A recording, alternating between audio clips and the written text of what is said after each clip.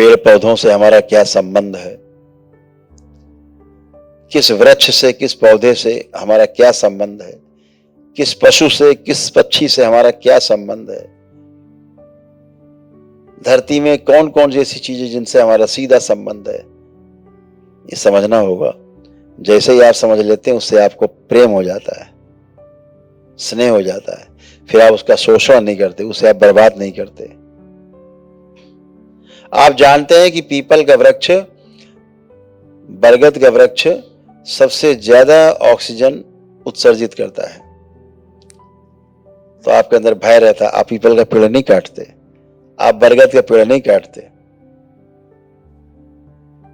हमारे लिए है, सुरक्षा के लिए, बहुत ऑक्सीजन देता है, सबको पता है, नहीं काटते। तो जिससे हमें हमारा संबंध दिख जाता है, हम उसका पोषण करते हैं, शोषण का भाव ही नहीं आता।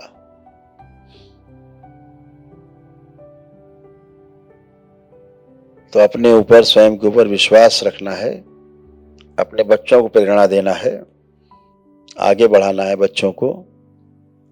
दरबार से जितने बच्चे जुड़ते हैं अपने आप ही प्रेरणा पाते हैं दरबार से। दरबार से उनको बहुत बहुत बहुत स्नेह होता है, इतना स्नेह होता है कि आप भी चकित होते हैं कि अरे इतना तो हमारे अंदर नहीं है दरबार के प्रति प्रेम जितना हमारे बच्चे में। आपको आश्चर्य होता है।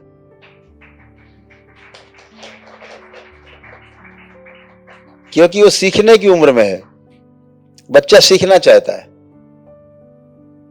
स्मृतियां सीखने नहीं देती, स्मृतियां जब नष्ट हो जाती हैं तो बच्चा सीखने की तरफ अग्रसर होता है, हर चीज जानने के लिए अग्रसर होता है।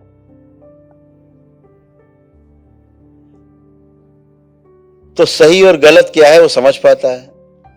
जब सही और गलत ऊर्जा के बारे में समझ पाते हैं तो फिर हम सही और गलत को समझ करके सही ऊर्जा से जुड़ाव करते हैं, और सही ऊर्जा से जुड़ करके हम अपने अंदर जो हमारा विश्वास है उसको और बढ़ा लेते हैं, और बड़ा कर लेते हैं। जितना हमारा स्वयं के प्रति विश्वास बढ़ता जाता है, जितना समाधान हमको नजदीक दिखता जाता है, जितना हम समाधानित होते जाते हैं, जितनी जल्दी हम समाधि को प्राप्त हो जाते हैं, इच्छा विचार आशाएं शून्य हो जाती हैं। और इच्छा विचार आशाओं के शून्य होते ही एक द्वार खुलता है। वो द्वार